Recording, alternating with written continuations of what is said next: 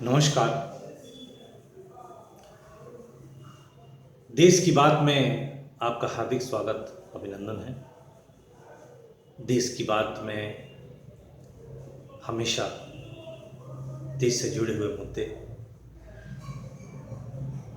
देश के बाहर की घटनाएं, देश में होने वाली घटनाएं, जो विशेष तरह की परिस्थितियां उत्पन्न होती हैं उस पर मैं चर्चा करता हूं। मैं संतोष प्रताप। आप जानते हैं कि दुनिया में जहां यूक्रेन के युद्ध के बाद पूरा विश्व दो खेमे में बट गया। एक वो खेमा जो अमेरिका के साथ था, दूसरा वो खेमा जो रशिया के साथ।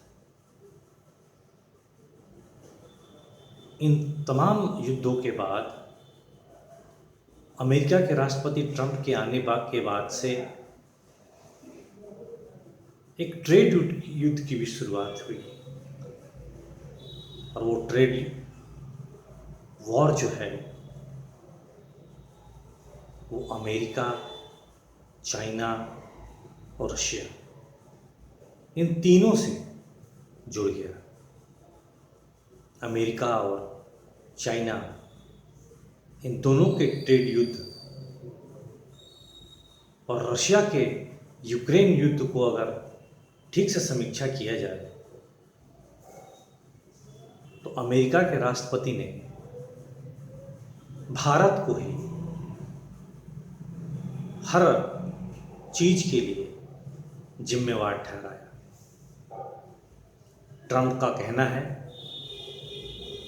कि भारत रशिया से सस्ते तेल खरीदता है और भारत के साथ साथ चाइना भी रशिया से तेल खरीदता है और उसका पेमेंट वो रशियन करेंसी में करता है। तो ऐसे में रशिया को जो आर्थिक मदद मिल रही है चाइना और भारत के तेल खरीदने से, तो वो आर्थिक लाभ चाइना को जो मिलता है वो उसको यूक्रेन की लड़ाई में लगाता है। ऐसे में अमेरिका के राष्ट्रपति ने हर तरह से भारत के ऊपर दबाव बनाया है और जो अपनी इंपोर्ट एक्सपोर्ट की जो पॉलिसी है उसमें तमाम चीज़ों का परिवर्तन कर जो उसने 50% का टैरिफ लगाया है भारत के ऊपर,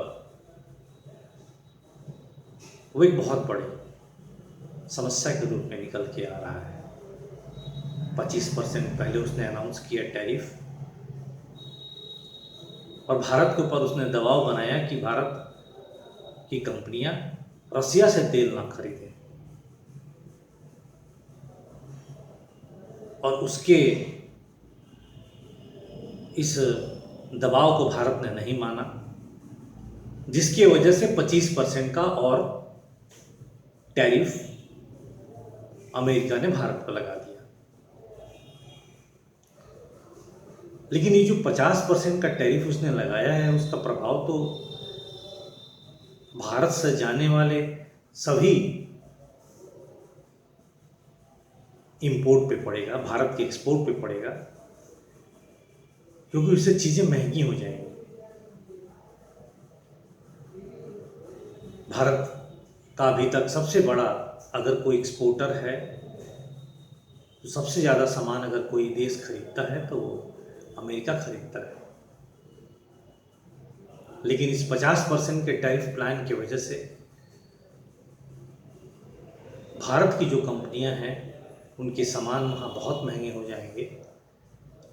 ऐसे में जो दूसरे मुल्क हैं, खासकर गारमेंट इंडस्ट्री में भारत सबसे ज़्यादा गारमेंट इंडस्ट्री की चीज़ें एक्सपोर्ट करता था अमेरिका को, उस पर सबसे ज़्यादा प्रभाव इस टैरिफ से पड़ा है। अब जिन पे टैरिफ कम लगाए हैं अमेरिका ने, उनके सामान वहाँ सस्ते बिकेंगे, भारत के सामान महंगे हो जाएंगे। तो जो वहाँ के कारोबारी हैं, फिर वो भारत से ना जाके वो किसी दूसरे मुल्क से अपना सामान, गारमेंट इंडस्ट्री से जुड़े हुए सामान मंगाएगा, तो उससे नुकसान भारत को होगा। और ऐसे भी सर्वे रिपोर्ट आ रहे हैं कि अमेरिका के इस 50% के टैरिफ प्लान की वजह से भारत में जो उद्योग धंधे हैं, जो कल कारखाने हैं, जो इंडस्ट्री हैं, गारमेंट इंडस्ट्री, उसमें 15 से 20 लाख महिलाओं और पुरुषों की नौकरी जाने की समस्या उत्पन्न हो गई, क्योंकि एक्सपोर्ट होगा नहीं तो जो मालिक हैं वो इतने लोगों को काम पे नहीं रख पाएंगे और फिर बेरोजगारी, खासकर महिलाओं की बेरोजगारी 15 से 20 लाख की हो जाएगी, क्योंकि गारमेंट इंडस्ट्री में मैक्सिमम महिलाएं हैं लगी हुई हैं। ऐसे में भारत के प्रधानमंत्री श्री नरेंद्र मोदी जी एससीओ के सम्मेलन में शामिल हो जाते हैं और इस सम्मेलन में वो चाइना और रशिया के साथ जैसे बहुत सारे एग्रीमेंट साइन करते हैं,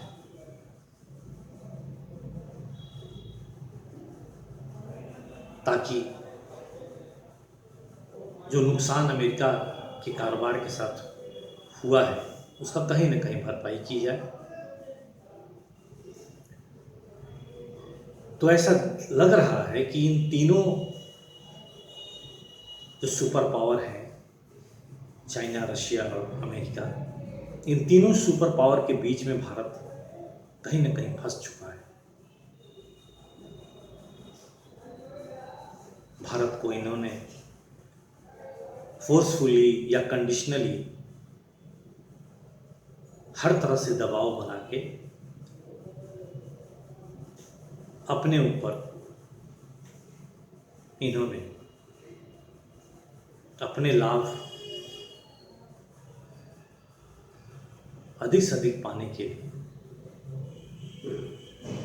क्योंकि चाइना से हम पहले ही बहुत ज़्यादा इंपोर्ट करते हैं, इंपोर्ट ज़्यादा करते हैं, एक्सपोर्ट कम करते हैं। और ऐसे में जो नई डील साइनें हुई हैं उससे समझ में आता है कि भारत में और भी इंपोर्ट बढ़ेगा।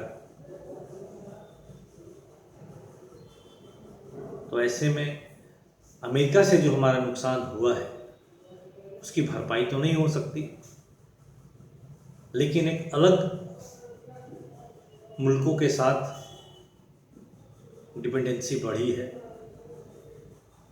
अब देखना ये है कि आने वाले कुछ वर्षों में, कुछ महीनों में अमेरिका क्या निर्णय लेता है। कहीं कोई पेनल्टी तो नहीं लगा देगा, कहीं अपने रिजर्व को तो नहीं वो रिजर्व कर देगा। ऐसे तमाम सवाल भारत के अर्थशास्त्री पूछ रहे हैं, मीडिया के लोग पूछ रहे हैं, जानकार पूछ रहे हैं। अब आने वाला समय कैसा होगा, अमेरिका की नीतियां कैसी होंगी, भारत के चाइना में जाने के बाद से परिस्थितियां किस तरफ करवट लेंगी, ये भी बताना मुश्किल है।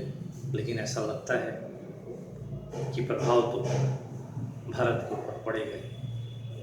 अब वो प्रभाव होगा या दुष्प्रभाव होगा, ये आने वाला वक्त बताएगा। नमस्कार, मैं संतोष प्रताप।